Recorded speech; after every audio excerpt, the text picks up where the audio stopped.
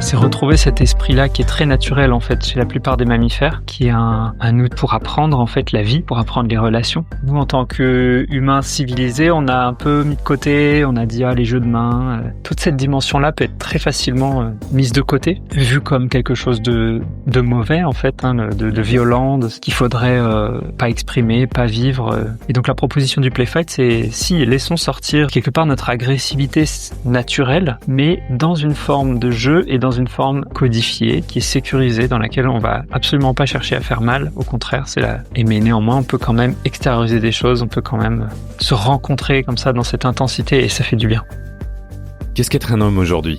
Ces dernières années, la parole des femmes s'est libérée et affirmée, invitant les hommes à réévaluer leur place et leur identité dans un monde où les anciennes normes ne correspondent plus aux réalités actuelles. À présent, l'homme est encouragé à se questionner, à demander soutien, à exprimer sa sensibilité et à trouver un équilibre entre force et vulnérabilité.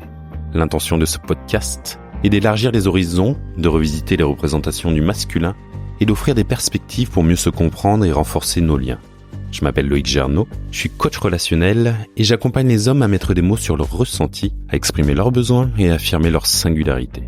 Dans cette dynamique, je vous propose chaque jeudi de partir à la rencontre de personnalités inspirantes qui partagent leur parcours et leurs réflexions sur des thématiques variées autour de la relation à soi, aux autres et aux vivants. Un lundi sur 2, je vous invite également à découvrir un épisode spécial avec une femme qui nous offre son regard sur les masculinités ou avec une conversation entre hommes où nous explorons ensemble des sujets profonds et d'actualité.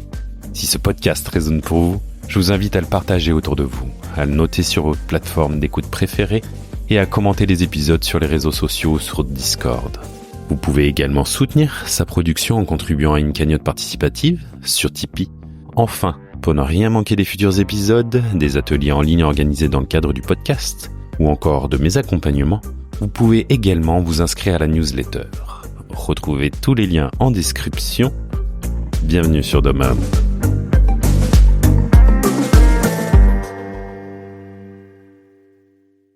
Que se passe-t-il quand on se confronte à quelqu'un, non pas pour le dominer, mais pour le rencontrer ? On associe souvent la force et la confrontation à l'opposition, à la violence, voire à une forme de pouvoir. Mais peuvent-elles être aussi des voies d'exploration, de connexion et de transformation ? C'est ce que propose le play fight, une pratique qui allie jeu, engagement physique et travail émotionnel. Aujourd'hui, j'accueille Nicolas Zanitini, praticien et facilitateur de play fight. Après un parcours axé sur l'intelligence collective et la libération émotionnelle, il a découvert dans cette discipline un outil puissant pour interroger notre rapport à la force, à la relation et à nous-mêmes. On parle de ce qui distingue le play fight des sports de combat, de la manière dont la confrontation peut être un espace de connexion plutôt qu'une lutte de pouvoir, de ce que cette pratique révèle sur nos relations et notre manière de gérer les tensions. On aborde aussi la masculinité et la place du corps dans cette réflexion, en questionnant comment on peut réinventer notre rapport à la puissance. Se confronter pour mieux se comprendre, et si c'était là, la vraie rencontre. Bonne écoute.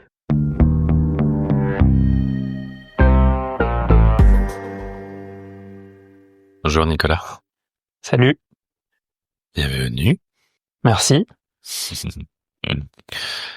Avec quoi tu arrives ? Comment tu te sens, Nico ? Ton humeur du jour, du moment ? Et ben là, plutôt calme, énergique, énergie printanière. Je partage. C'est du bien de la ressentir. L'envie de projet, d'avancer. Donc ça résonne pour ma part. Et je rêve avec cette espèce d'élan, de nouveaux projets, de relance de projets, de voir qu'il y en a d'autres hommes qui lancent des choses, quelque chose collectivement qui se passe de ce côté-là. Donc c'est cool, ça fait plaisir de voir ça. Et comme à l'habitude, j'aime offrir un espace à mon invité pour qu'il se présente. Et alors, comment toi, Nico, tu te présentes au monde ? Exercice difficile. Alors moi, j'ai un passé de étudiant en sciences de la Terre que j'ai arrêté il y a une dizaine d'années déjà, et pour plutôt aller me pencher du côté de l'humain, déjà l'humain en moi, et aussi comprendre les relations notamment.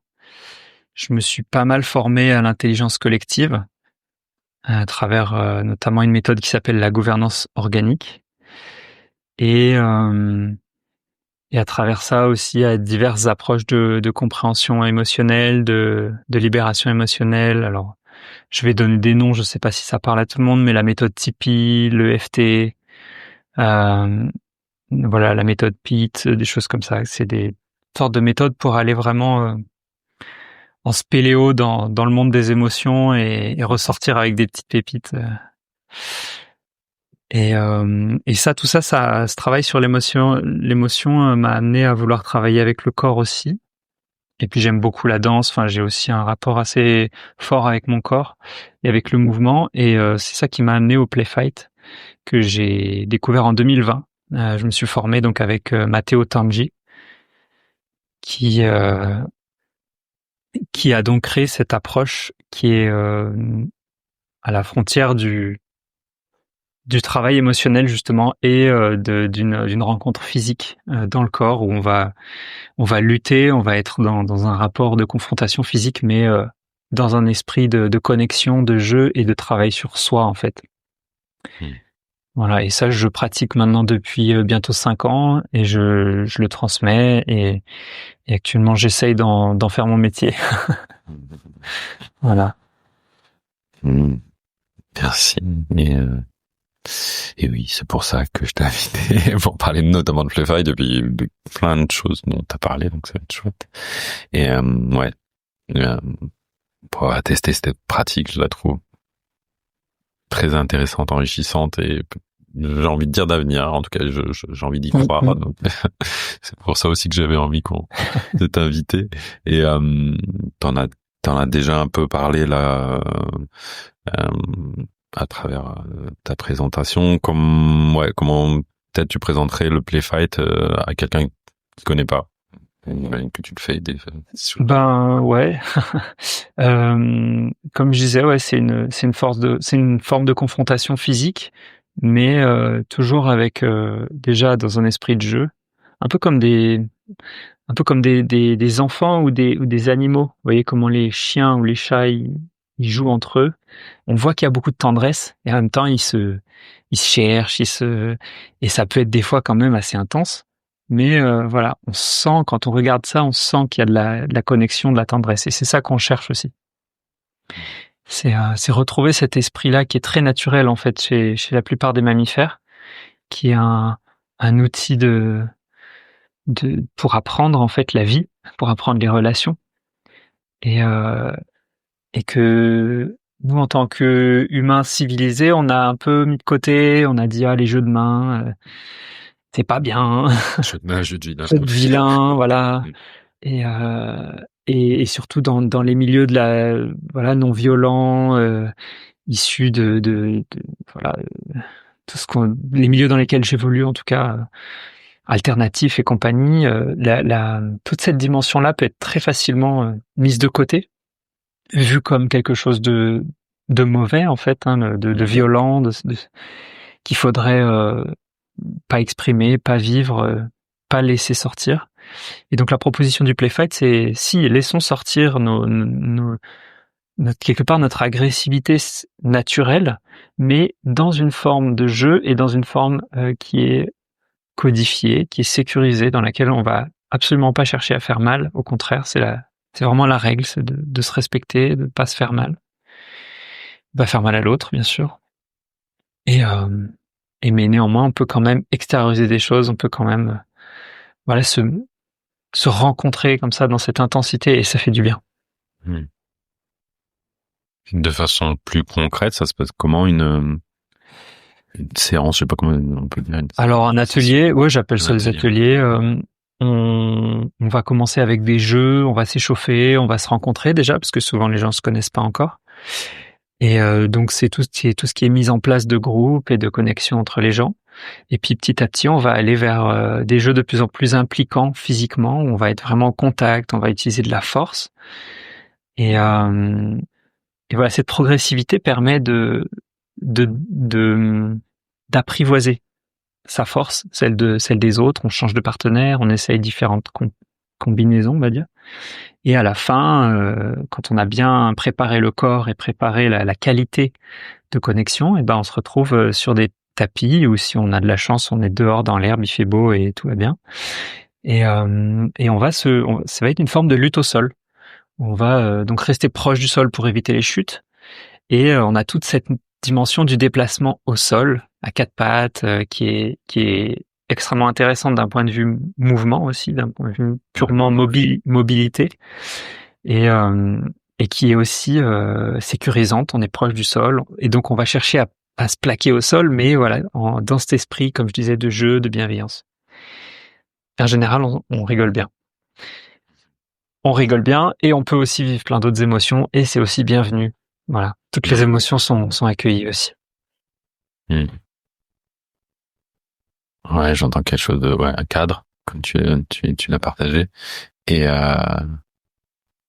en quoi ça diffère, par exemple, d'un art martial? Je suis pas un grand pratiquant d'art martial, mais ouais. C'est une bonne question. La finalité d'un art martial, ça va être apprendre des techniques pour se défendre. Et dans beaucoup de cas, il y a une dimension santé aussi, santé du corps, santé de l'esprit. Mais bon, il y a cette fonction première qui est martiale, qui est de savoir affronter quelqu'un. Dans le play fight, on n'a pas du tout de dimension d'apprentissage martial, on n'apprend aucune technique. On va pas du tout aborder en fait la confrontation sous cet angle-là. On va uniquement faire un apprentissage de la qualité de connexion. Et dans cette qualité de connexion, ensuite, on peut faire toutes les explorations qu'on veut, du moment qu'on se fait pas mal. On a vraiment une très très grande liberté d'exploration. Et je dirais qu'avec la pratique au fil des années, ce que je vois qui change, bon déjà mon corps, ça reste une activité sportive, donc mon corps, ça lui fait du bien. Mais ce qui change le plus, c'est ma qualité de présence. Je suis de plus en plus présent à la fois dans la pratique, mais aussi à l'aise avec cette qualité de ce que j'appelais tout à l'heure l'agressivité, qui est aussi une forme de niaque, une forme une énergie d'action en fait dans la vie. Et ça, c'est quelque chose dont j'avais profondément besoin, que le play fight m'a apporté, et aujourd'hui que j'apporte aux autres, parce que ça a été pour moi une médecine incroyable. Moi, j'ai fait qu'une session, donc j'ai pas gros d'expérience, mais ce qui m'a marqué sur la session, en tout cas, que j'ai faite, c'est d'entrer sur le tapis avec une intention et une intention d'intensité, tiens, là j'ai envie de me battre avec peut-être justement une certaine agressivité, ou en tout cas de la douceur, et c'est intéressant ça de nommer et de voir aussi comment on peut entrer en contact ou en confrontation de différentes manières. Ça a l'air d'être riche de ce côté-là. Bah oui, notamment parce que il n'y a pas tant d'espace que ça pour aller dire allez viens on y va quoi, on envoie notre force, on envoie notre énergie, et puis on se confronte, on se roule par terre. C'est, en tant qu'adulte dans notre société, c'est hyper dur quoi. Il y en a qui ont gardé ça, et tant mieux pour eux, mais il y a beaucoup de gens qui l'ont complètement perdu, ou qui l'ont même peut-être jamais vécu. Il y a beaucoup de gens qui viennent à mes ateliers qui disent moi j'ai jamais fait ça de ma vie. Jamais. Et il y a des gens qui viennent qui ont 70 ans.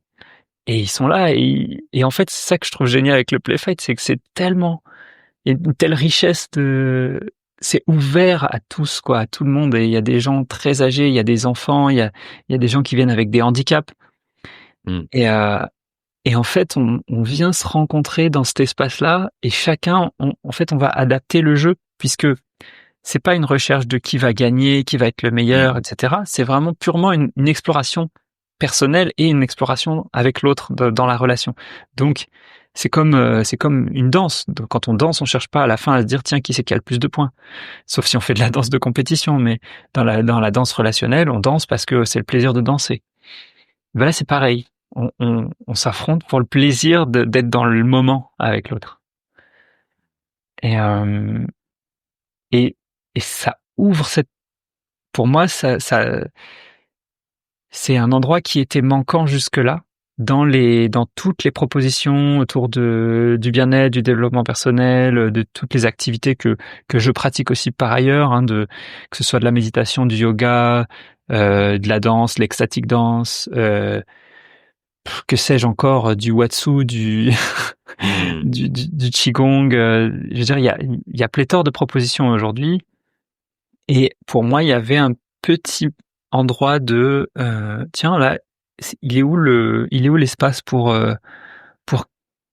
crier, pour crier comme si j'étais un animal, pour affronter l'autre, mais tout en restant connecté au cœur, tout en restant connecté à la bienveillance. Mais voilà, et donc du coup ça draine un public qui n'est pas du tout familier avec des sports de combat, puisqu'on va pas du tout limite les gens qui font déjà des sports de combat, des fois ils s'ennuient un peu parce qu'ils disent bon ouais, mais moi j'ai envie de faire mes techniques, j'ai envie de faire des trucs. Et nous on dit non, en fait c'est pas l'espace pour ça. Là c'est l'espace pour c'est une autre recherche.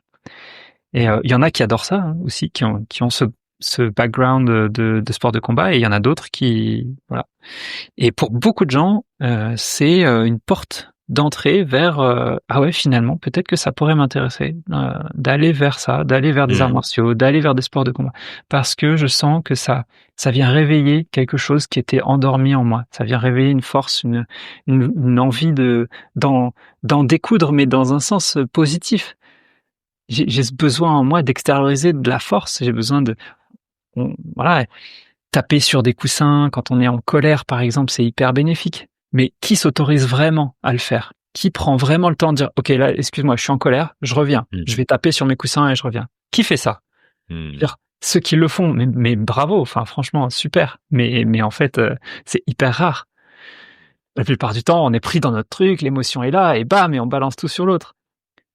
Ou alors on a été bien éduqué, ou alors on a été bien éduqué à la sauce New Age, et puis on spiritualise tout ça, on dit que voilà, que tout est juste, tout est juste, et puis la colère n'existe pas, et on refoule bien sagement, et après on se chope des cancers ou que sais-je.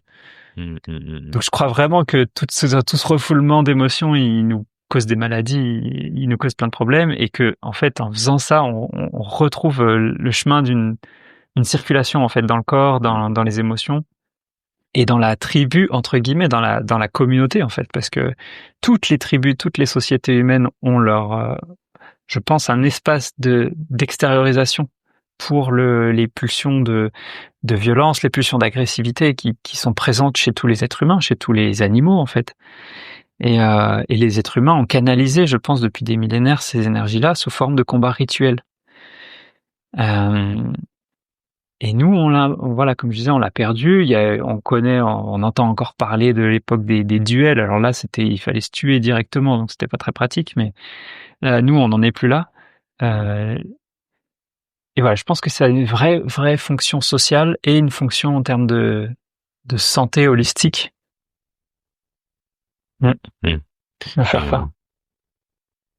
Ouais, moi, ce que j'ai beaucoup aimé, alors ça me parle beaucoup tout ce que tu dis, et c'est aussi pour ça que j'ai envie de mettre cette pratique en avant, et des fois je me dis j'aimerais me former même. On verra, mais en tout cas parce que effectivement d'amener la dimension physique liée à une dimension relationnelle, moi ce qui m'a plu d'expérimenter, c'est et c'est pour reprendre les mots de Sébastien Carlier, que la compétition, ça veut dire s'élever ensemble. Il y a dans le play fight, c'est comment je viens de tester mes limites, en fait, où j'en suis en fait. Je suis pas là pour écraser l'autre, je suis pas là pour dominer l'autre, je suis là pour me dire tiens où j'en suis, et même quand à la rigueur on peut physiquement voir clairement qu'il y en a un qui est plus fort que l'autre, comment l'autre peut s'adapter et être là au service et puis aussi j'imagine ça je pense que toi, je serais curieux de voir toi comment tu l'as expérimenté ou comment tu l'as accompagné, tiens, quand je me sens plus fort que l'autre, comment je peux aussi expérimenter la douceur, parce que moi je l'ai vu, c'est pour quelqu'un qui était très énergique, tiens viens, on va se battre avec plus de douceur et de tendresse, et ben là aussi, finalement, c'est pas si, c'est assez confrontant, quoi. Ouais. Alors c'est super intéressant cette notion-là. Très souvent, les hommes, leur première expérience de play fight, c'est un besoin d'extérioriser qui ressort en premier. Parce que c'est comme si c'est une fonction naturelle chez nous qui a été refoulée chez beaucoup. Et là, d'un coup, c'est vas-y, tu as le droit maintenant. Et là, il y en a, ils deviennent un peu fous, quoi. Enfin, ils deviennent, c'est-à-dire que ça, ils lâchent les chevaux. Ils se rendent pas compte. Ah ouais, c'est ça. Et en fait, ils se rendent pas compte. Et alors, quand on leur dit, attends, pause, c'est un peu trop là.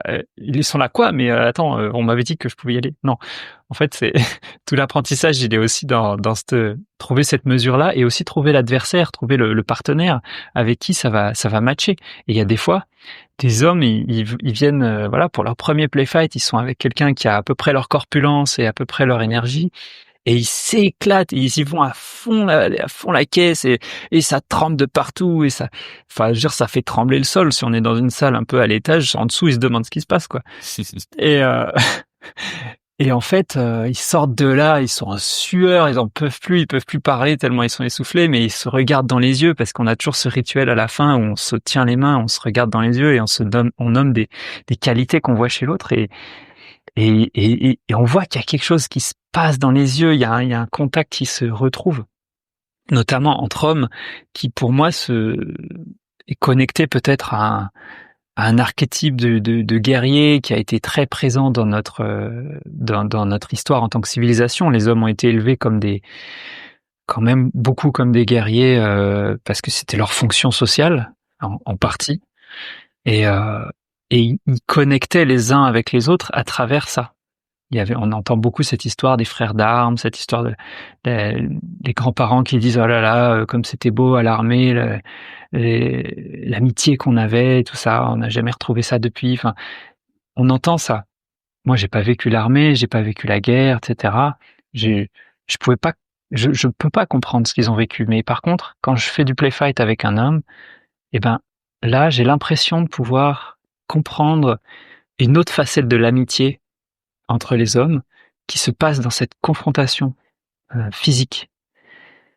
Et je l'ai vraiment compris. Enfin, j'ai eu plein de moments où je l'ai compris.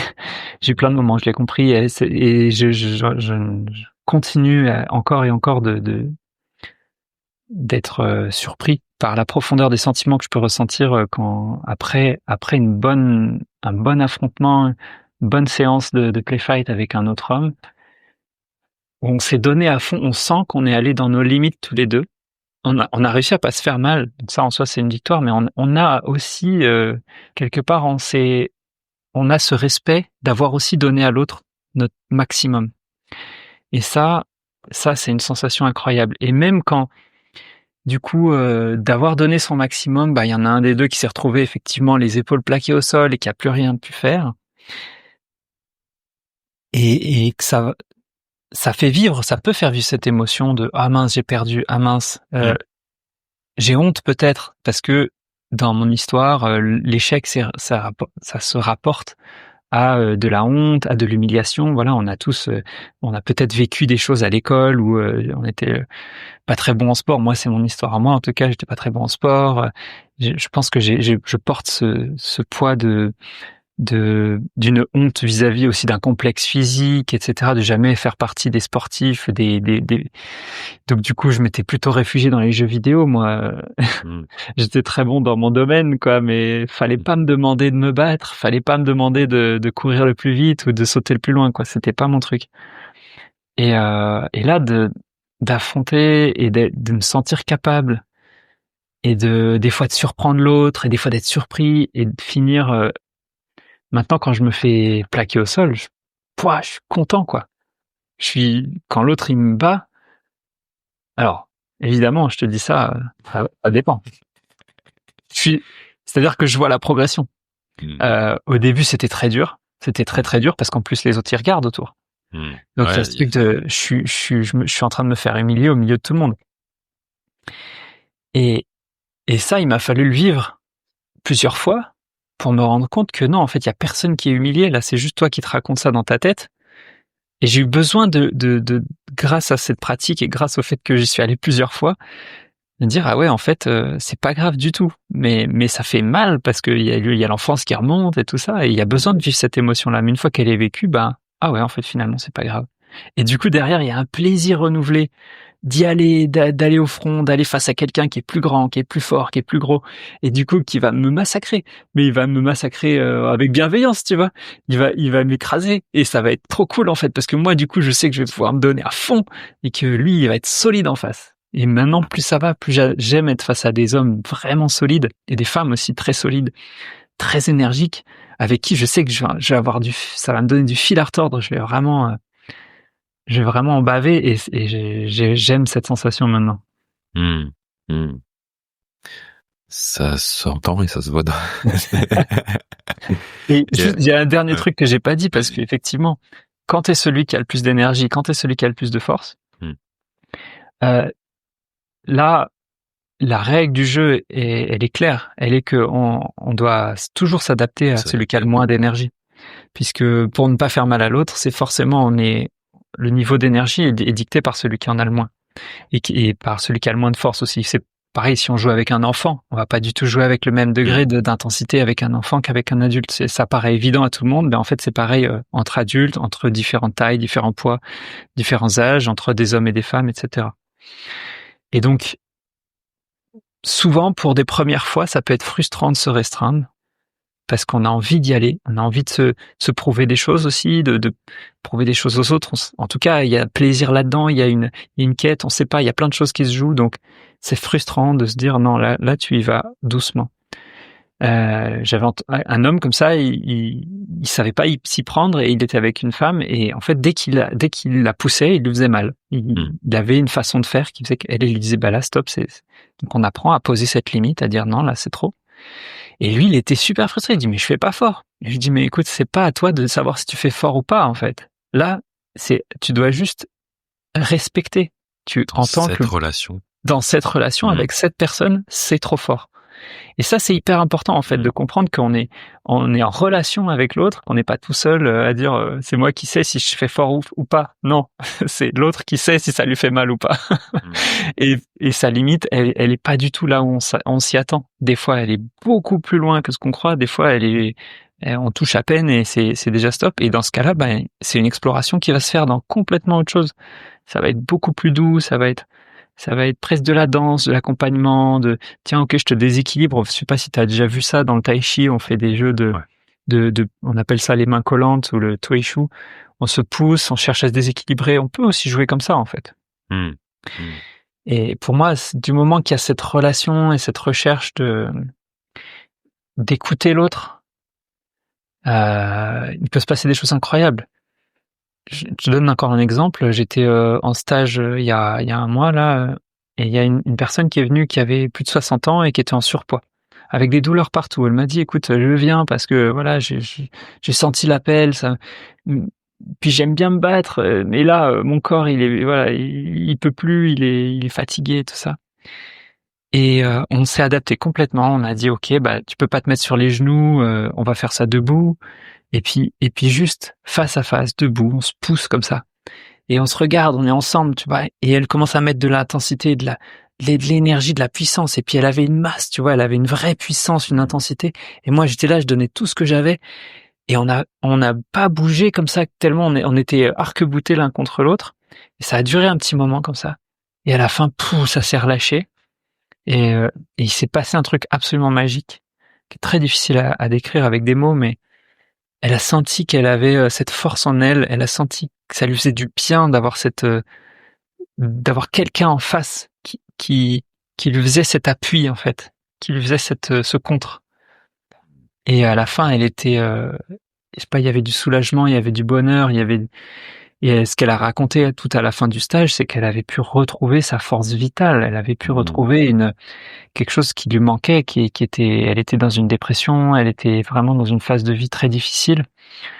Et là, elle me dit, waouh, ça me donne envie ça me redonne goût à la vie, quoi. Et alors là, moi, c'est cadeau. J'ai des frissons partout, rien d'en parler, quoi. Rien que t'en parles, genre, ouais. Et voilà. Ouais, c'est très intéressant. Moi, j'ai été témoin de ça aussi, de voir.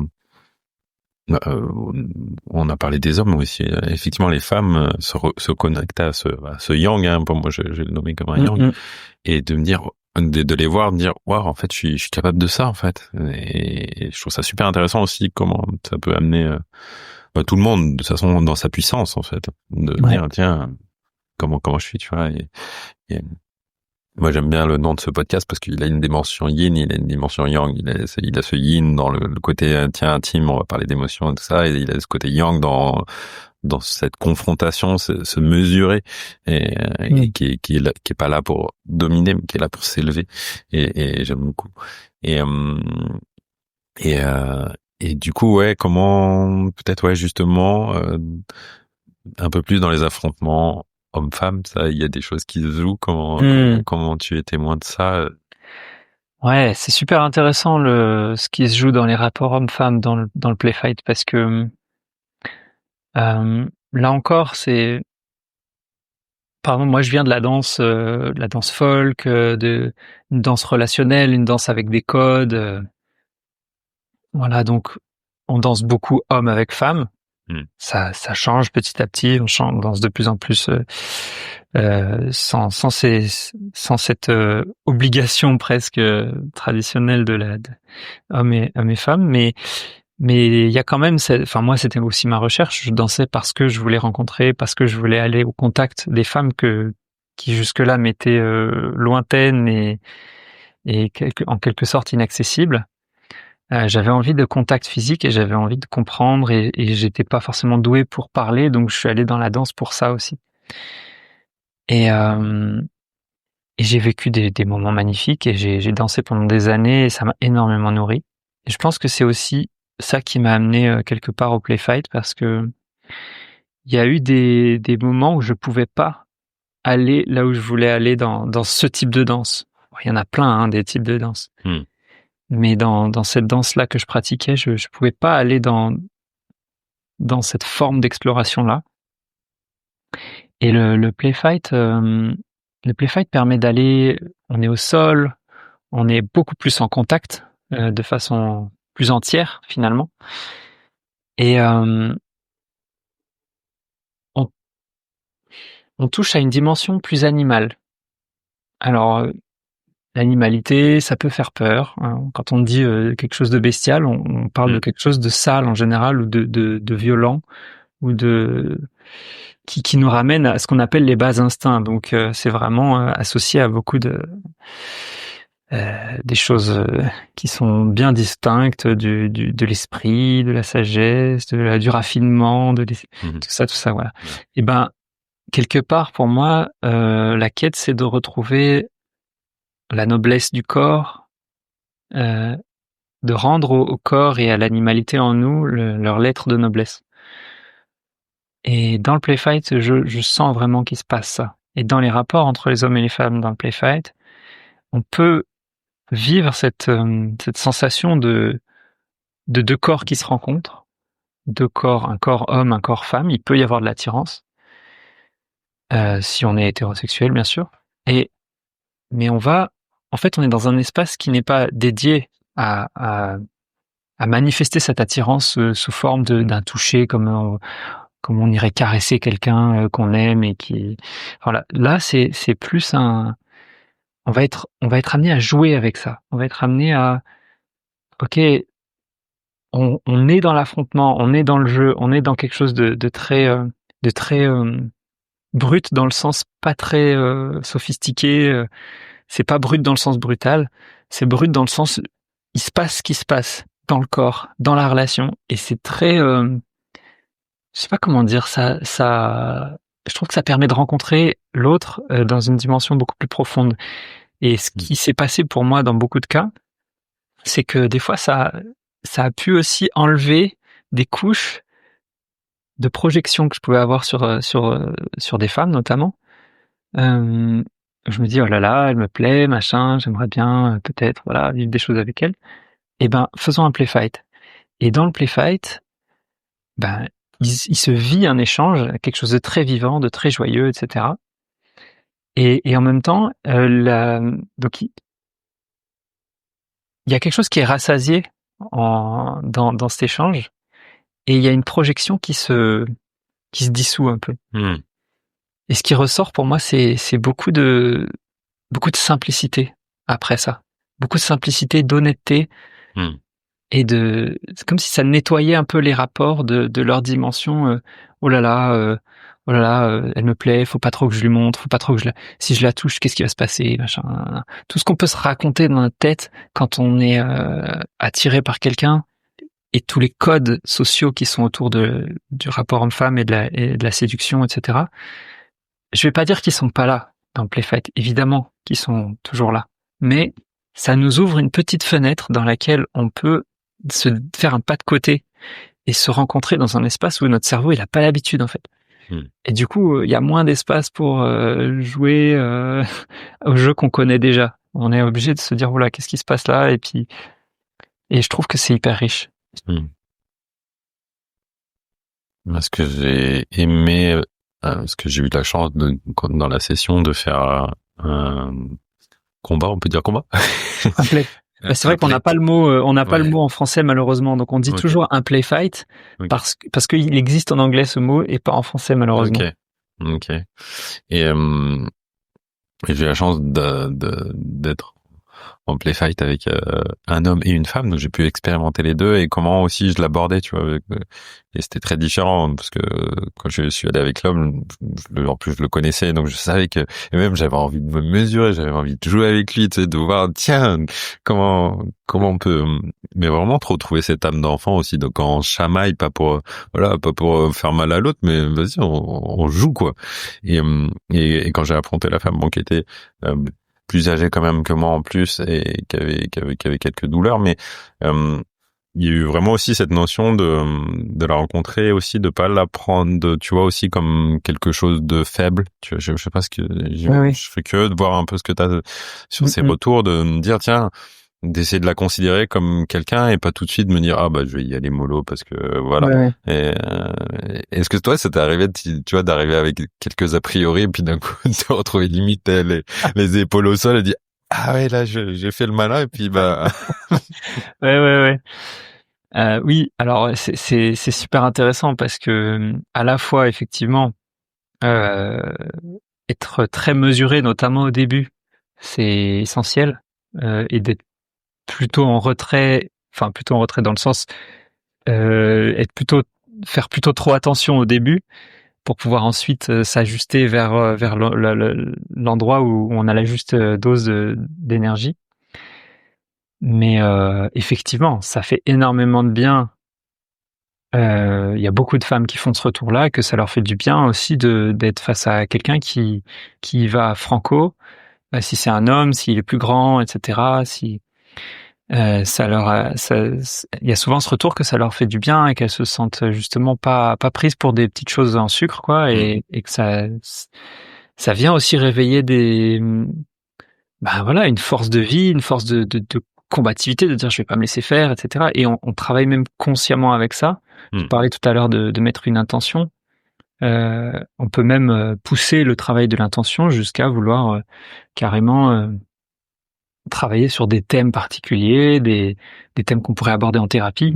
Donc ça, c'est des espaces plus, on va dire, plus avancés que moi je touche du doigt à peine parce que je considère que je suis pas encore tout à fait, je suis pas assez formé en fait pour faire ça. Mais voilà, c'est des possibilités. On peut explorer le play fight sous forme comme une constellation. On va aller jouer une situation, jouer une relation, et ou alors simplement jouer une émotion. C'est-à-dire, tiens, moi je veux aller explorer ma colère, je veux aller explorer ma peur. Et ça m'est arrivé en stage en travaillant comme ça sur la peur. Une femme voulait travailler sur sa peur, elle a choisi quelqu'un en face d'elle, c'était un homme, et elle lui a demandé que lui il soit dans une attitude plutôt agressive. Et donc ça lui a permis d'aller vivre cette peur physiquement, parce qu'elle se sentait agressée physiquement par cet homme à ce moment-là, même si évidemment on reste dans les mêmes règles du jeu, on se fait pas mal, etc. Mais son énergie à ce moment-là, la vivacité de ses gestes, etc., faisait qu'elle se sentait agressée en quelque sorte. C'est ce qu'elle voulait travailler. Et là, ça lui a permis de sortir des ressources incroyables.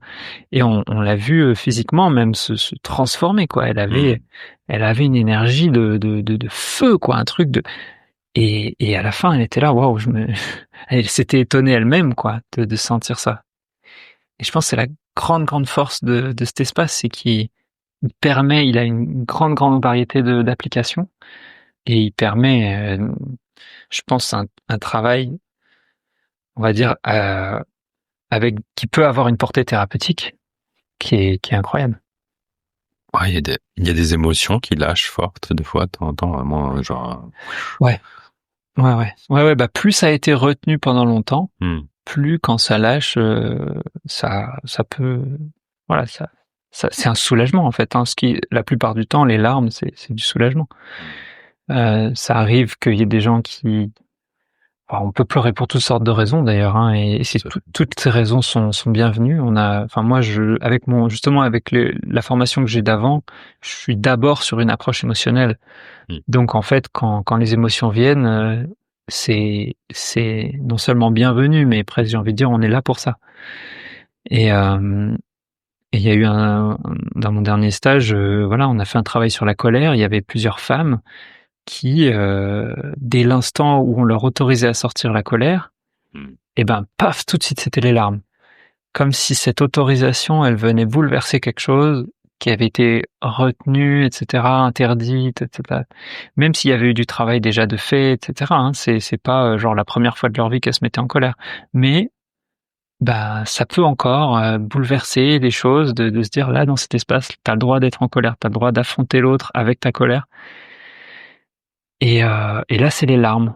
Et c'est vrai que j'ai souvent observé ça, que chez les femmes, la colère va être refoulée et sortie sous forme de larmes et de tristesse, qui est plus acceptable socialement. C'est ça.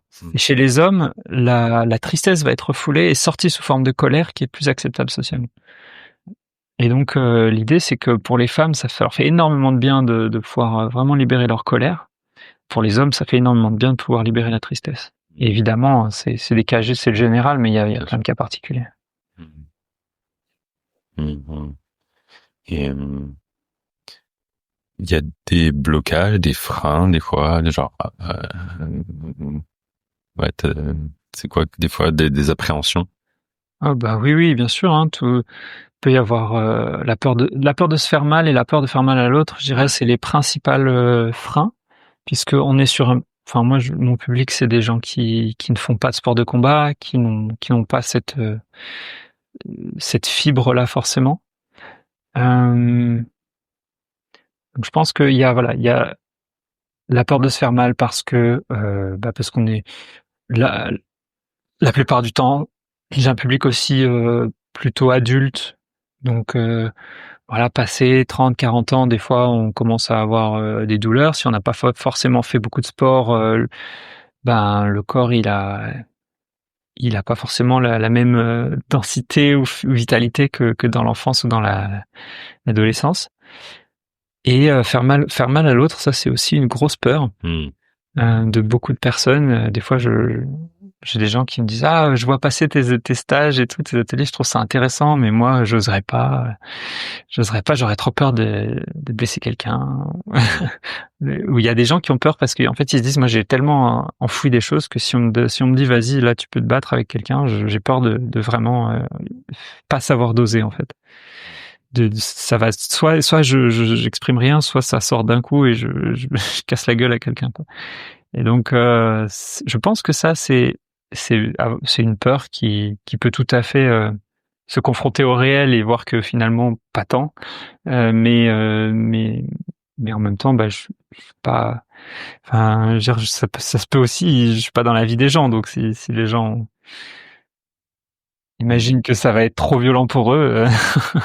Ouais, mais ce que tu évoques là, moi ça me parle parce que vraiment dernièrement, je fais un peu de boxe et j'étais avec un gars qui me donnait des tips pour vraiment m'améliorer dans ma technique. Il m'a dit, mais tu vas taper. T'as peur de me faire mal, quoi. Et ça m'a fait un miroir de ouf allez, tiens, prends ça dans ta gueule. Genre, j'ai fait, ok, qu'est-ce que ça veut dire aussi de façon générale sur moi et même, tu vois, comment ça vient aussi être, pour moi, c'est la peur de faire mal et la peur d'avoir mal et les deux facettes d'une même pièce, quoi. Bien sûr. Alors que c'est ce que j'ai cru comprendre à travers cette expérience-là. Et tout ça pour mener, tu vois, à revenir déjà un peu ce que tu as évoqué, mais on est dans une société aujourd'hui où le masculin est quand même considéré comme quelque chose de mauvais, donc la force est mauvaise, c'est plus associé à quelque chose justement de rapport de domination. Comment toi tu vois les hommes de ce côté-là? Comment tu vois le masculin? Qu'est-ce que tu constates? Ben, ouais, je dirais on est dans une société, on est dans une société patriarcale qui est allée trop loin dans un excès de yang, dans un masculin tout puissant. Il y a eu des millénaires de domination, etc., qui nous ont aussi façonnés en tant qu'individus aujourd'hui. Et là, on est sur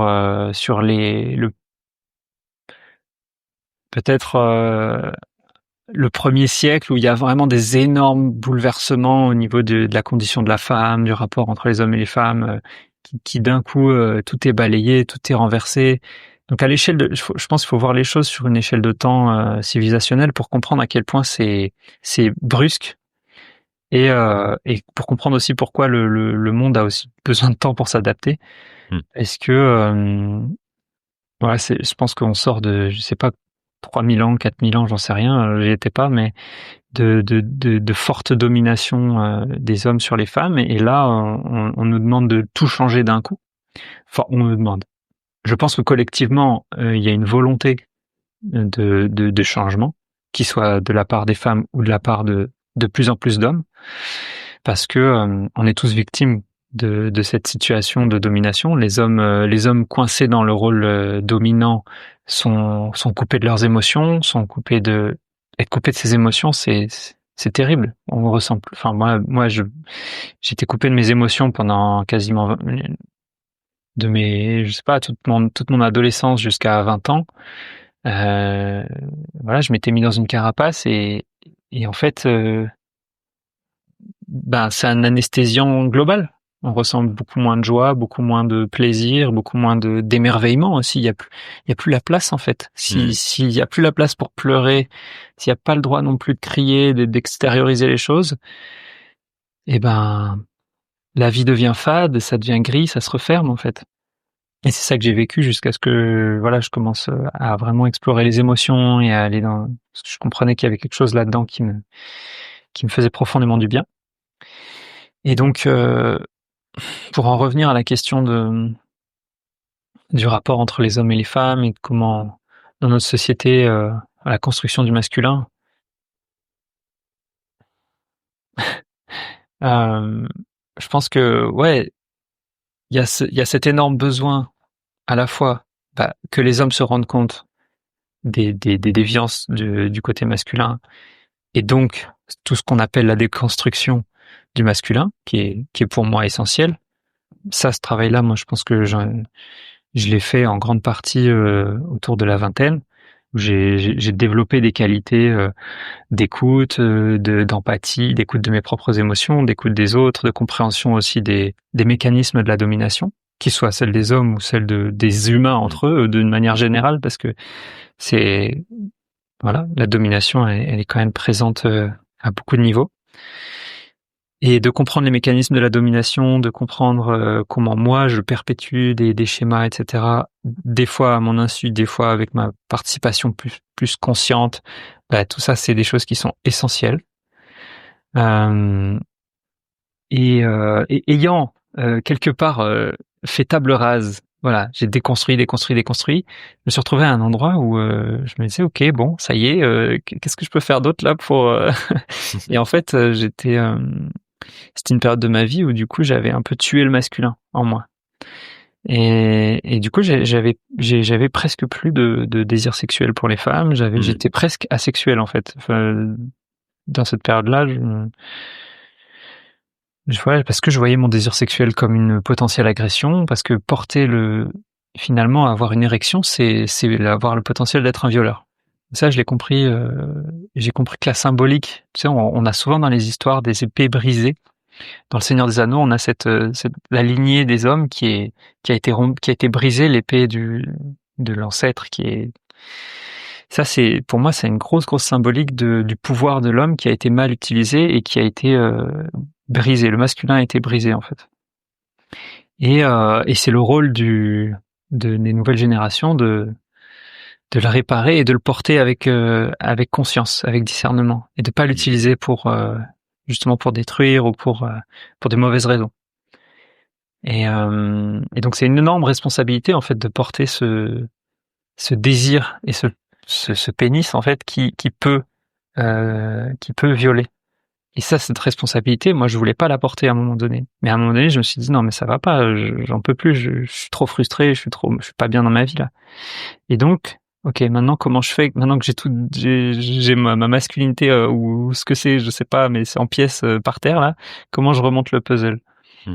Et le play fight a été un élément, il y en a eu d'autres, il y a eu le tantra, il y a eu des stages d'hommes qui m'ont permis aussi de voir qu'on était quand même un bon paquet à se poser plein de questions et à chercher à redéfinir la masculinité.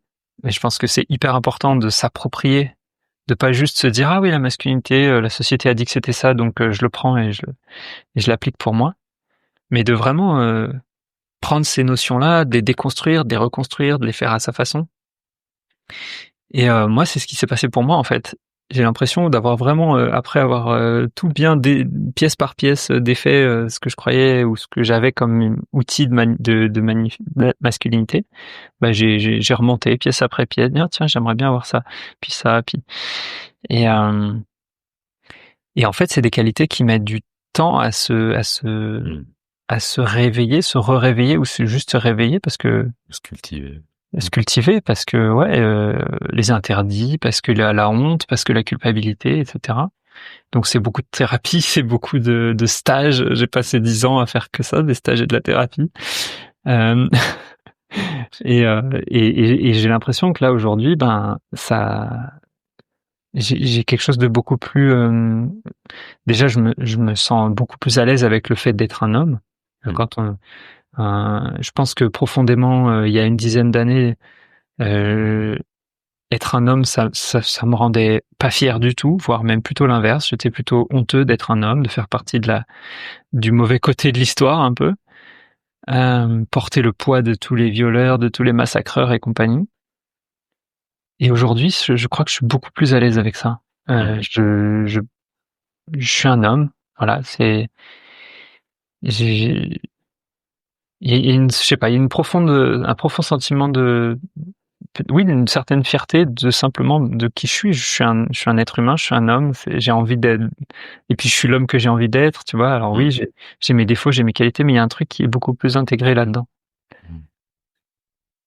Si je me trompe pas, tu m'avais dit que tu as grandi dans un environnement féministe.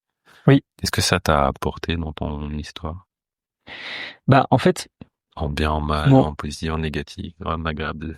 Ce que je disais, déconstruire les rapports de domination, c'est essentiel. Je pense que c'est un passage obligé. Si on le fait pas, je vois pas ce qu'on peut sainement construire si on ne remet pas en cause la culture du viol, par exemple. Enfin, tu vois, c'est des choses, c'est juste la base en fait pour moi. Mais c'est pas du tout la base pour tout le monde. Et je dis c'est la base pour moi, aujourd'hui, et voilà, et je dis pas que j'ai pas de chemin à faire avec ça, mais en fait j'ai été élevé par une mère qui avait une grande stabilité dans la vie, qui était celle qui ramenait l'argent à la maison, qui m'a toujours donné la stabilité affective, qui a eu tous les rôles, et un père qui était plutôt un artiste, un peu paumé, un peu à chercher sa réalité, sa vérité, sa place dans le monde, et qui a été absent, pas parce qu'il était pas là, mais parce que il m'a pas donné les clés pour m'en sortir dans la société. Pour moi, il y a le rôle du père, c'est de dire tiens mon fils, si tu veux tracer ta route dans la société, voilà, je te montre moi comment j'ai fait, et tu vois, lui travailler le bois par exemple, il est toujours, il est menuisier, il m'a jamais emmené à son atelier pour travailler le bois ensemble, tu vois. Et je lui en veux pas en fait, lui il a fait ce qu'il a pu avec ce qu'il avait eu aussi, il a une histoire aussi très compliquée. Mais du coup moi ça a été un manque de repères au niveau du père, un gros manque de repères au niveau de la masculinité. Je me suis dit, bah, être un homme, si c'est être comme mon père, ça me fait pas très envie. Voilà, clairement. Parce qu'il avait pas l'air très heureux. Et du côté de ma mère, un repère, enfin une sorte de toute puissance, quoi. Donc presque, waouh, je suis ébloui par la quantité de choses que la femme peut faire et fait dans tout ce qu'elle fait. C'est elle qui fait tout, quoi.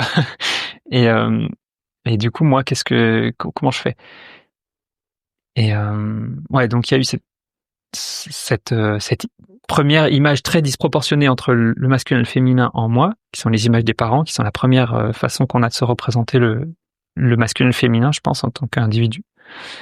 Et ensuite, j'ai évolué dans des milieux féministes, j'ai évolué dans des milieux alternatifs, j'ai eu notamment des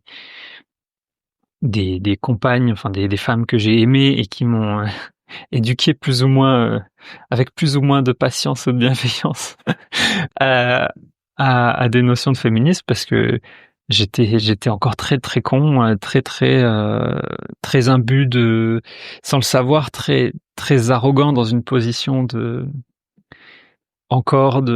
dominant, avec du jugement sur les femmes, avec des trucs de ah bah oui, c'est normal que les femmes fassent ce genre de choses, machin. Enfin voilà, et moi alors même que je me croyais déjà très très avancé, et dans 10 ans je te dirais encore probablement d'autres choses.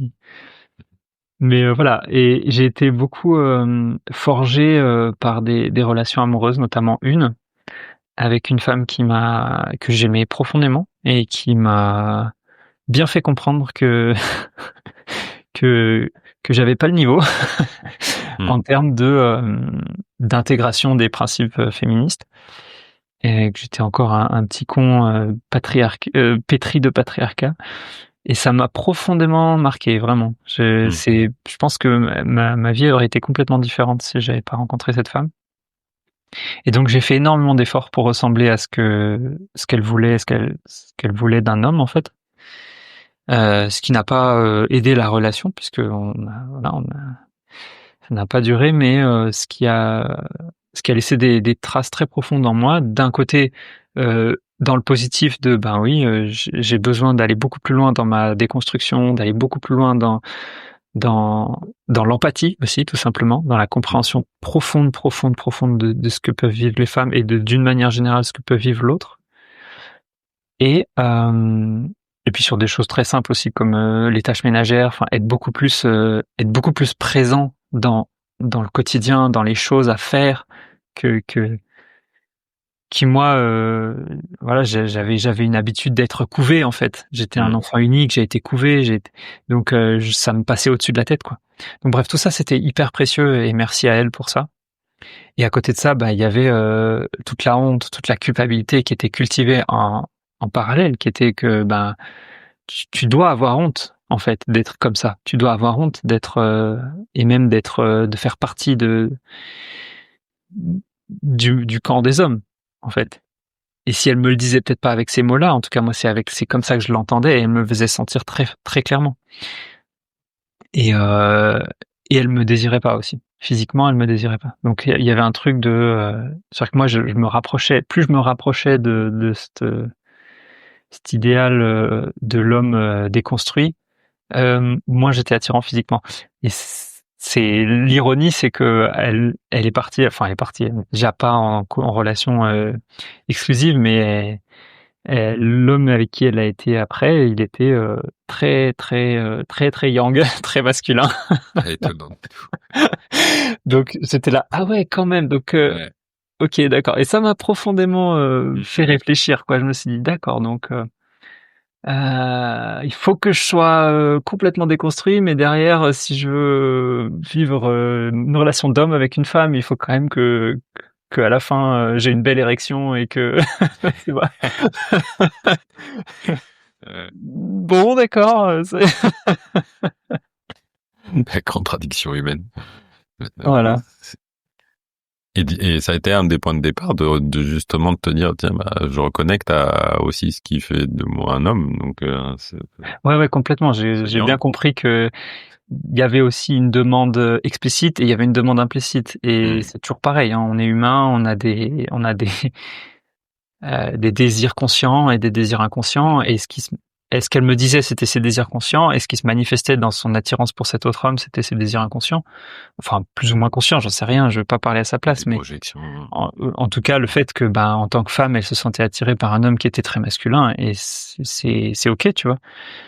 Et juste, du coup, je me suis dit, ok, comment moi je peux, sans forcément perdre les qualités que j'ai développées du côté du yin, du côté de l'empathie, etc. Comment je peux en plus acquérir des qualités et en fait, ce que je suis en train je cherche à développer depuis, ça fait à peu près 5-6 ans que j'ai vraiment mis l'accent sur ça. Avant, les 5-6 ans d'avant, c'était vraiment les qualités du yin que je développais. Là, c'est beaucoup plus, la force, la persévérance.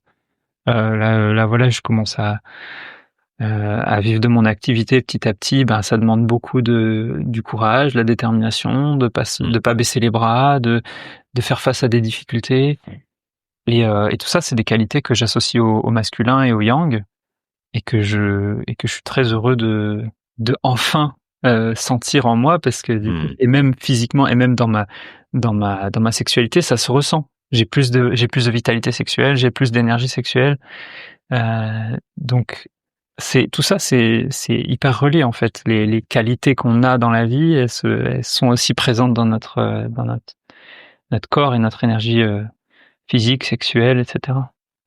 Ouais, t'as pas, je l'ai noté dans un coin, mais il était comment, ton rapport au corps avant tout ça, avant toute cette démarche, avant sur les fights notamment? Moi, comme je te disais, j'étais plutôt orienté jeux vidéo, geek, donc pas de corps en fait, pas de sport. Ouais. Voilà, pas très à l'aise avec, plutôt complexé avec mon corps. Et après, avec une grosse phase mystique où là, c'était carrément, je voulais arrêter de manger, je voulais être pranique, etc. Ne vivre que par l'esprit, quoi. Et T'as expérimenté ça? Bon, j'ai expérimenté, j'ai mangé de moins en moins pendant une bonne période.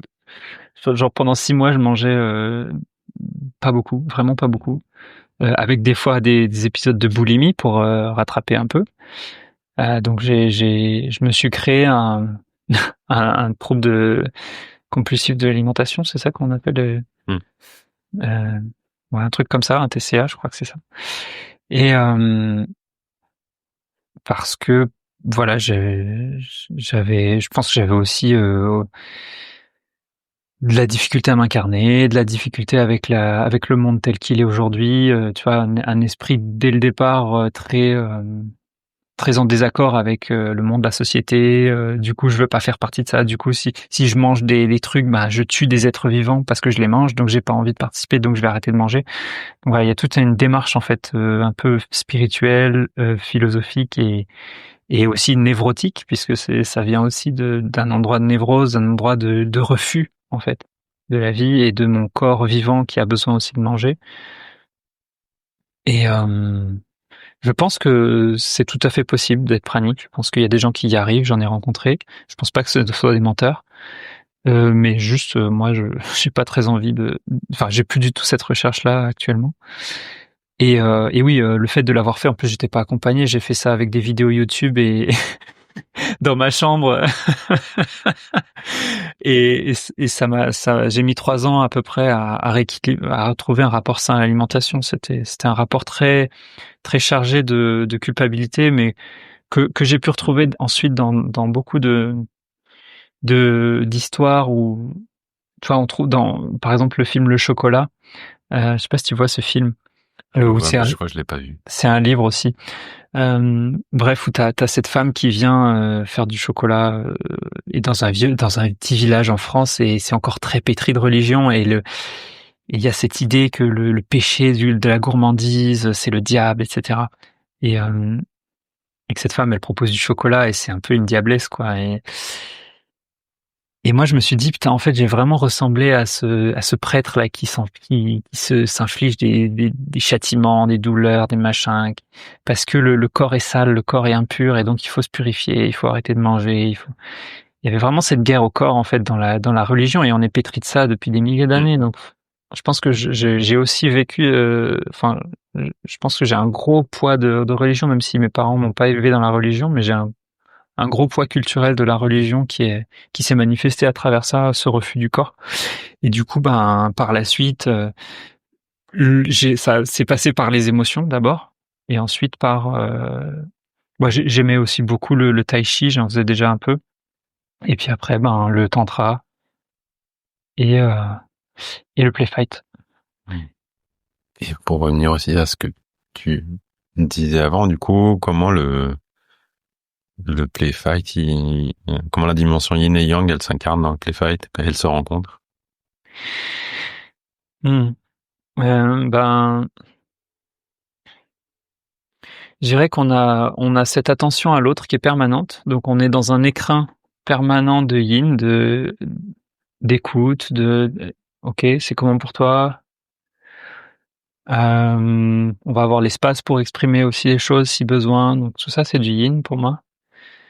Et la place des émotions est assez centrale. Donc tout ça fait que ça a cette forte couleur yin. Et en même temps, bah physiquement on est très actif, c'est quand même assez sportif. Voilà, physiquement on s'affronte, on est dans un rapport à l'autre qui est yang, qui est voilà, une poussée contre une autre poussée. On va chercher à, voilà, c'est pas voilà, moi j'ai fait beaucoup de danse, de la danse contact, de la danse folk, d'autres types de danse. C'est très yin dans le sens où bon, après dans les danses de couple il y a quand même le côté guideur guidé qui ramène une forme voilà, mais ça reste quand même, voilà, on danse ensemble, etc. Dans le play fight, même si ça peut des fois ressembler un peu à de la danse, mais voilà, pour moi ça reste une bonne façon, en tout cas ça l'a été pour moi, une bonne façon justement de retrouver un contact sain avec le yang, de se réconcilier avec le yang, avec cette dimension-là de la confrontation, dans un cadre sécurisant au niveau émotionnel. Et pour beaucoup de personnes, je pense, beaucoup de femmes, certains hommes aussi, mais ça a été un retour que j'ai eu souvent, que c'était un moyen de contacter son yang qui était accessible, quoi, qui était à bonne portée. Parce que dire à quelqu'un ouais, tu manques de yang, tu devrais aller faire de la boxe, la marche elle est trop haute en fait, bien souvent. Ça peut être très confrontant. Ouais. Ça peut être, c'est trop en fait. Il y en a pour qui ça le fait et c'est génial, tu vois. Puis ça dépend beaucoup des clubs, etc. Il y a des clubs très respectueux, et moi personnellement, je commence à avoir un attrait pour les sports de combat un peu plus percussifs. Après des années à pratiquer le play fight, voilà, donc on a tous notre rythme, et je pense que le play fight vient vraiment remplir une marche manquante de l'escalier qui mène à un développement du yang pour des personnes qui partent de loin avec ça.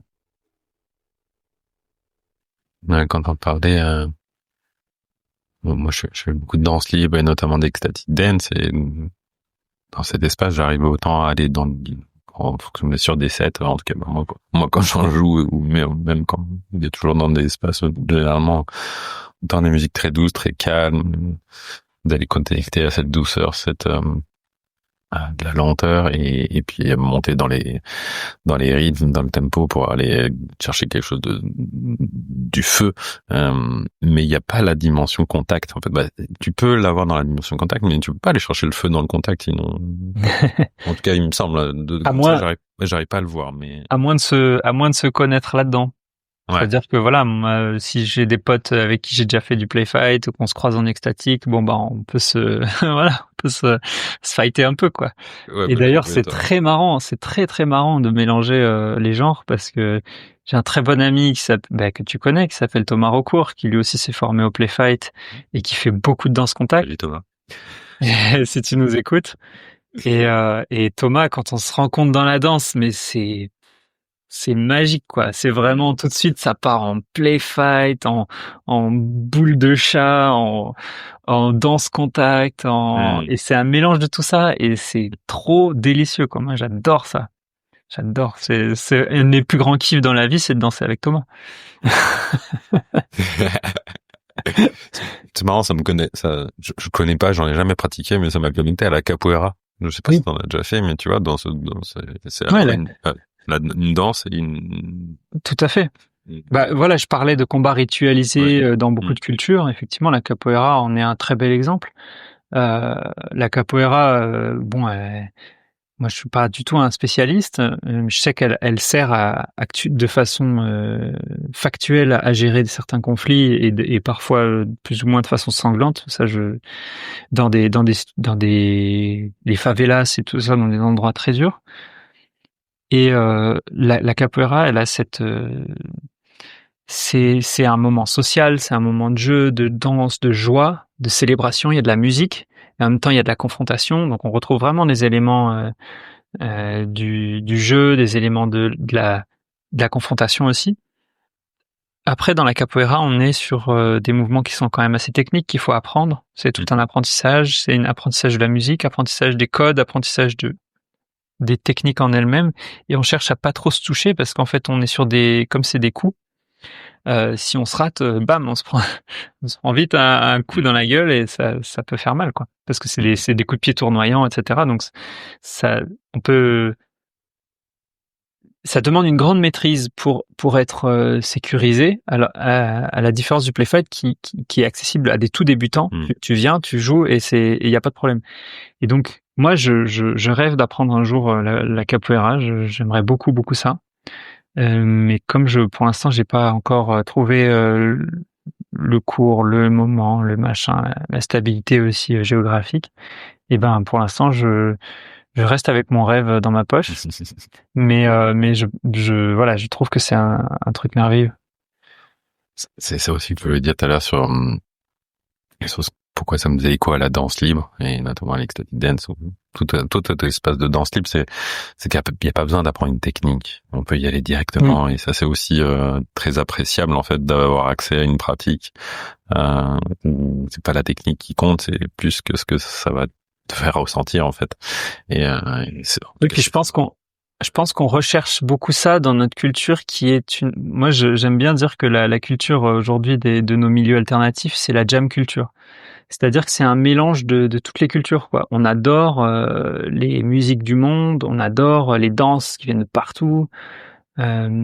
Et par contre, j'ai l'impression qu'individuellement, on n'a pas déjà en Europe et en France en tout cas, on a vachement perdu le contact avec nos danses traditionnelles, nos musiques traditionnelles. C'est pas du tout quelque chose qui est extrêmement vivant. Là, moi, je l'ai un peu vu dans la danse folk. Je connais un peu des danses traditionnelles, etc. Mais c'est pas beaucoup. C'est plus vivant comme ça l'a été autrefois, à part en Bretagne ou en Occitanie un peu. Mais on a perdu ce rapport à la tradition, aux danses et aux chants traditionnels. Mais par contre, quand on fait des jams avec les copains qui sont musiciens, qui ont voyagé, qui ont juste pratiqué des instruments qui viennent d'ailleurs, des musiques, des sonorités, etc. On adore vibrer sur toutes les sonorités du monde. Et c'est un truc de fou. Quand tu vas dans une jam, tu entends de tout. T'as des instruments des fois qui viennent de je sais pas où et qui font des trucs de fou. Et on adore ça. Et en fait, c'est très difficile du coup de se rencontrer sur une technique précise. C'est pour ça que je pense qu'on va vers des outils et des approches qui sont très comme l'ecstatic dance qui est un espace très très permissif avec des règles, etc. Mais il y a justement aucun cadre technique. Et pareil pour le play fight. Parce que je pourrais pas du tout toucher le public que je touche si je leur demandais alors il va falloir s'inscrire et pratiquer toutes les semaines pendant un an si tu veux au moins commencer un peu à t'amuser, quoi. C'est t'as jamais fait, viens et puis tu vas t'amuser direct. C'est ça qui c'est très accessible. Et j'ai aussi envie de t'interroger sur quand tu te prêtes, moi je le savais déjà avant, mais dans ta présentation, tu as parlé d'intelligence collective. En quoi ça peut nous aider collectivement aussi, cette pratique? Comment tu as pu, de toi, de cette expérience dans des milieux d'intelligence collective, je pense que l'expérimenter? Ouais, moi j'ai une grande curiosité envers les écolieux. Je pense que c'est une des voies qui représente un avenir plutôt sain pour pour notre société. Donc le retour à l'échelle du village, en fait, en gros. Voilà, le retour à une échelle humaine plus petite où il y a plus d'autonomie, plus de proximité, plus d'autonomie au niveau alimentaire et aussi au niveau des savoir-faire, savoir-faire les maisons, savoir-faire aussi d'autres choses, des objets du quotidien, pardon. Donc je pense qu'il y a quelque chose de très sensé là-dedans et pour avoir un peu bourlingué dans ces milieux-là, j'ai trouvé que la difficulté numéro 1 de toutes ces démarches, de tous ces projets, c'était les rapports humains. Et la gestion de conflits. La gestion de conflits, voilà. C'est vraiment ce fameux PFH, hein, le précieux facteur humain, qui fout en l'air tous les collectifs. Alors, qui fout en l'air et en même temps, encore une fois, si on regarde à l'échelle de la civilisation, c'est très récent que des humains fassent des communautés par choix, qui soient pas forcément des communautés religieuses ou spirituelles, mais juste des communautés de gens qui se disent tiens, on va vivre ensemble. Et c'est pas parce que le pays d'à côté nous fait la guerre, c'est pas parce que on doit se réunir parce que la nature est hostile et on est obligé d'être ensemble si on veut survivre. C'est juste tiens, allez, on y va. Ou alors c'est juste parce que on n'a pas l'argent pour acheter le terrain, donc il faut qu'on soit à plusieurs. Enfin voilà, en fait c'est des nouvelles raisons de faire communauté. Et en fait, faire communauté, il y a aussi cette tendance dans le milieu associatif alternatif d'idéaliser la tribu, la vie en tribu. Oh là là, Ubuntu, je suis parce que tu es, machin. Les gens n'ont absolument aucune idée, je pense, mais moi-même j'ai aucune idée. Nous n'avons aucune idée de ce que c'est que de vivre dans une tribu. Absolument aucune. Nous, on regarde ça de loin avec notre regard d'occidental, de gens voilà. Et on se dit, oh là là, ils ont l'air bien, ils ont l'air heureux, pourquoi on n'est pas comme ça et tout. Et on n'a qu'à faire comme eux. Mais en fait, on se rend pas du tout compte à comment ça fonctionne, à quel point la liberté individuelle dans ces tribus, elle est extrêmement, extrêmement restreinte. C'est-à-dire que pour moi, on serait aujourd'hui, avec notre niveau d'individuation, on serait absolument incapable de vivre dans une tribu comme autrefois. C'est beaucoup, beaucoup, beaucoup, beaucoup trop restrictif.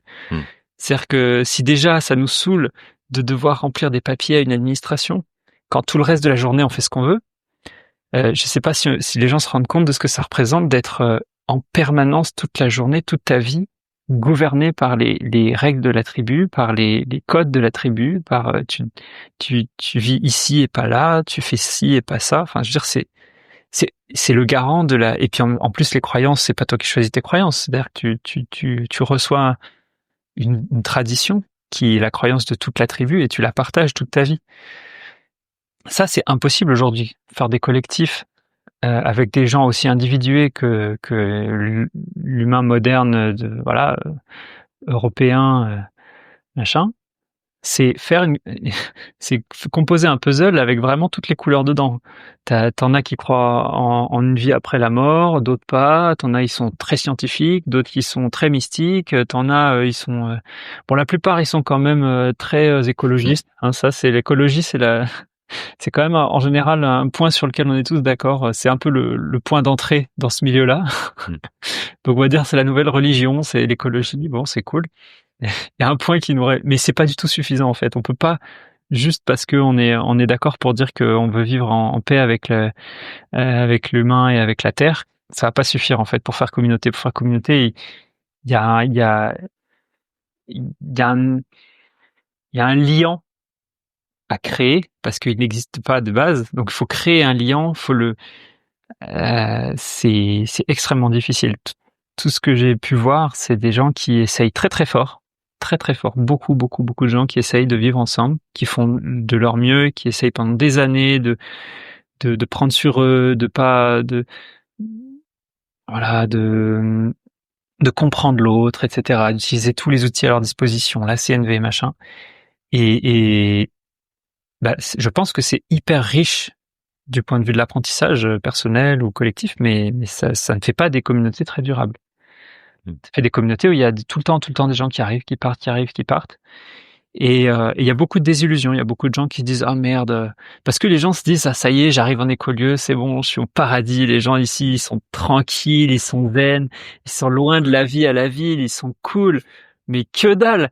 Les gens ici, bienveillance et tout. ah ouais, mais que dalle. Les gens dans les écolieux, des fois, ils bossent comme des malades. Ils doivent construire leur maison, ils doivent élever leurs enfants eux-mêmes avec zéro moyen. Ils doivent quand même trouver 3 sous pour bouffer à un moment donné.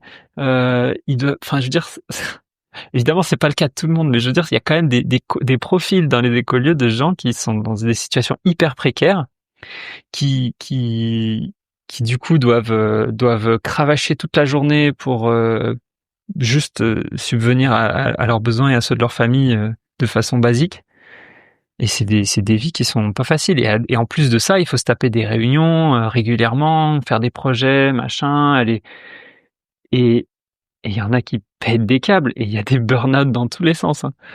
Donc voilà, moi je pense que le play fight dans tout ça, c'est marrant parce qu'aujourd'hui, là où il existe en France, il y a très peu de gens qui font du play fight, mais là où il existe le plus, c'est à l'Aérium dans les Cévennes, donc un gros écolieu historique des Cévennes, et il existe aussi à Pourgues en Ariège, donc aussi un écolieu assez conséquent, plus récent, mais qui fait pas mal parler de lui.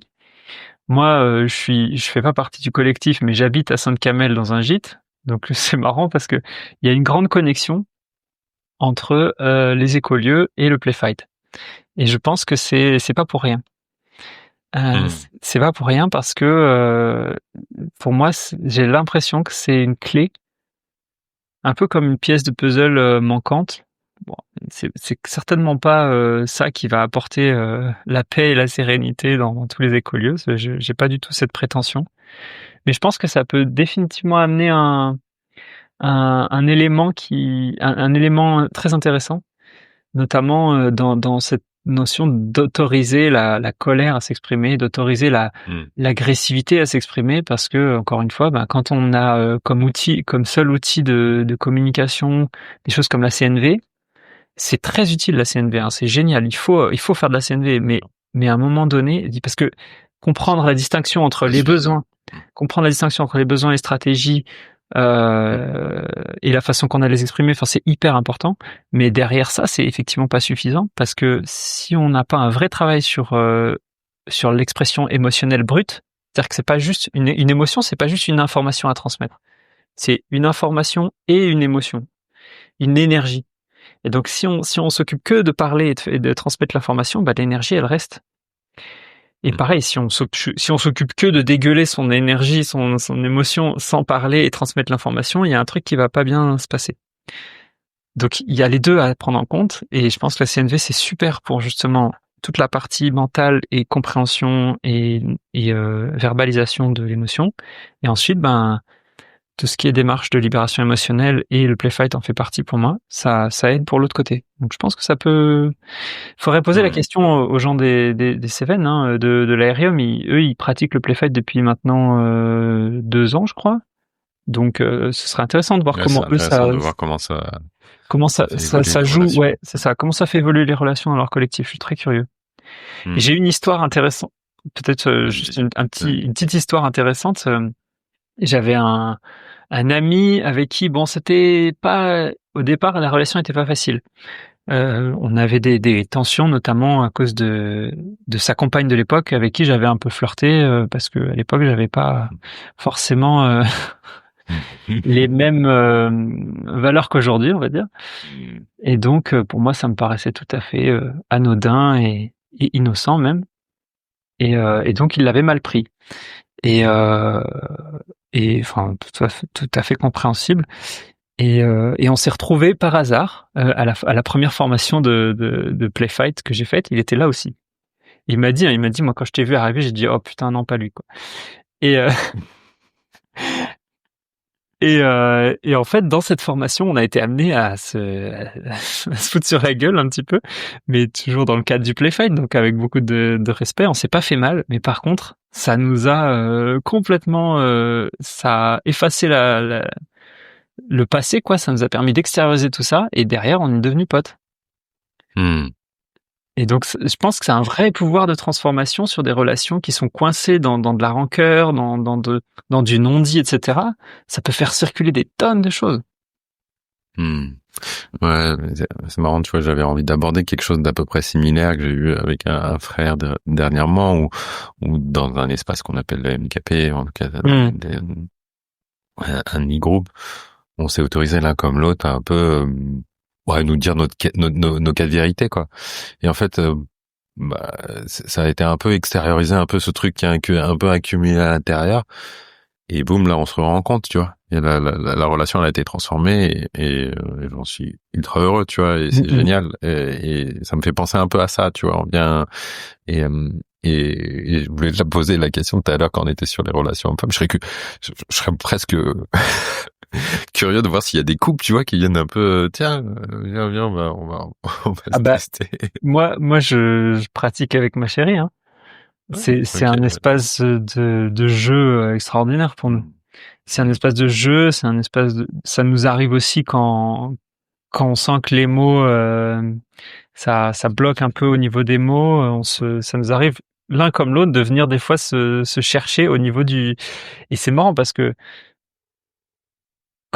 enfin, il y a des gens qui ont cette faculté déjà de base, tu vas devenir et tu vois, quand t'es pas bien, tu boudes dans ton coin et l'autre il vient et fait eh oh, eh oh, ouais. Tu sais, qui te fait taquiner, et tu me dis, mais tu m'emmerdes. Bon, allez, ok. Et là, on commence à se battre, et du coup, après, ça dénoue le truc, en fait.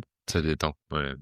Des fois, ça marche pas, ou des fois, il y a des personnalités à qui, ah non, vas-y, fous-moi la paix, vas-y, casse-toi, machin. Bon, ça arrive, tu vois. Mais si t'arrives à switcher et à passer en mode, bon, allez, d'accord, on se bat et on s'amuse, en fait, ça fait, ça casse cette espèce de petite glace qui se met quand on n'est pas d'accord sur un truc ou qu'il y a un truc qui s'est mal passé. Ah, tu m'as dit ça, je sais pas quoi. Bon, bah là, ça fait une espèce de petite glace. Tout de suite, le petit venir se taquiner, c'est un état d'esprit, c'est pas tant une pratique. C'est vraiment venir jouer avec ça, tu vois. Encore une fois, le play fight, c'est un affrontement, mais on cherche pas à se vaincre, on cherche à se rencontrer là-dedans. Donc il y a ce truc d'état d'esprit de allez, viens, on va se taquiner. Viens, on va se C'est aussi un peu montre-moi ce que t'es là maintenant, montre-moi ce que t'as dans le ventre, montre-moi.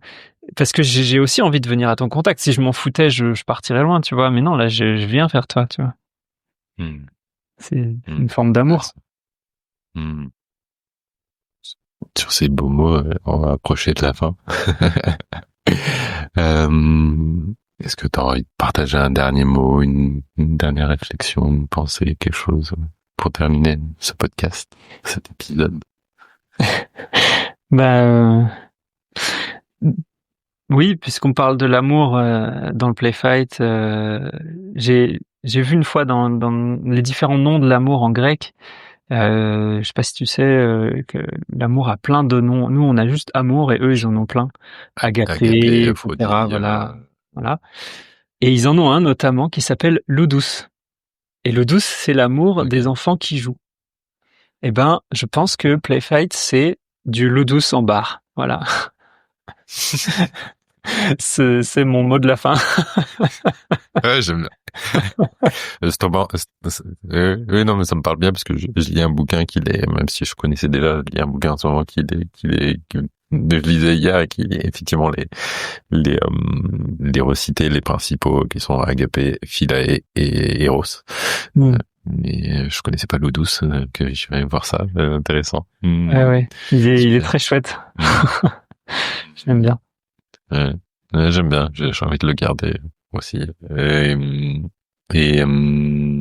Ouais, juste pour terminer, du coup, j'imagine que les gens peuvent te retrouver sur quoi? Alors, sur Facebook, pratique, etc. Ouais. J'utilise principalement Facebook pour partager à la fois ce que je fais et aussi des réflexions, des publications, voilà, des textes que j'écris. Et donc Nicolas Zanutini. Et sinon j'ai un site internet aussi où il y a toutes les infos. Je dis l'adresse, non, c'est bizarre, non? Ouais, je mettrai en description. Tu mettras en description, ok. Voilà, donc il y a mon site internet et puis faut pas hésiter à me contacter parce que moi je me déplace en fait, donc je fais des stages à distance. Là, je vais à Paris ce week-end. Dans quelques mois, je vais à Grenoble. Là, je suis basé dans le sud-ouest, mais voilà, je peux bouger. Donc, si vous êtes super chaud, motivé pour faire du play fight, vous m'appelez et puis on organise ça près de chez vous et ça va être chouette. Et une petite question très rapide de fin. T'as déjà fait ça avec des CE d'entreprise ou des trucs comme ça? J'ai fait ça une fois pour un. Ouais. Je suis assez persuadé que ça serait super intéressant. Ah ouais, grave. Merci d'en parler. J'ai fait ça une fois et c'était super chouette. Un dirigeant d'entreprise qui était venu à un de mes stages et qui m'a dit écoute, c'est trop bien, je veux que tu fasses ça pour mon équipe, parce qu'il avait toute une équipe de nouveaux et il voulait fédérer un peu les nouveaux. Et c'était tout à fait c'était très très bien. Alors du coup c'est confrontant, hein, parce que c'est un monde vachement différent. Le contact, c'est pas évident dans ce monde-là, dans le monde de l'entreprise, mais en même temps ça c'est venu vraiment les cueillir à un endroit où ils s'y attendaient pas, je pense.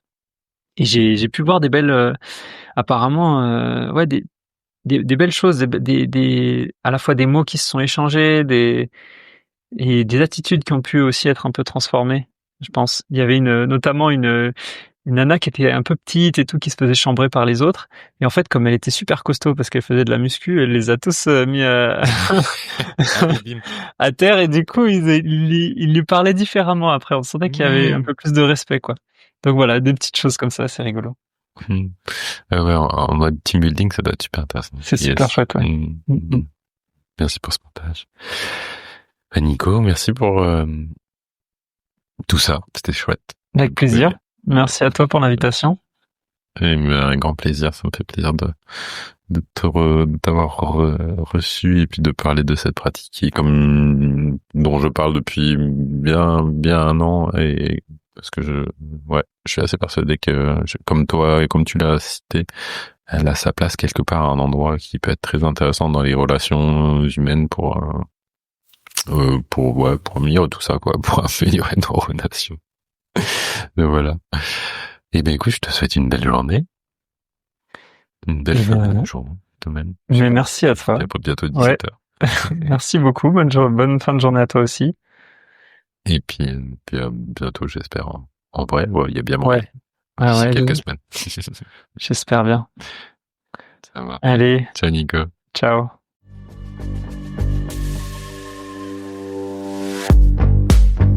Merci d'avoir écouté cet épisode. Si vous avez aimé, n'hésitez pas à en parler autour de vous, ainsi qu'à le partager sur vos réseaux sociaux. Vous pouvez aussi donner une note sur votre plateforme de podcast préférée.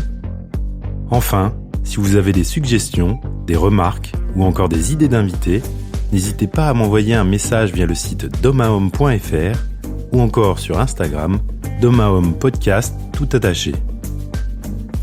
À bientôt pour un nouvel épisode.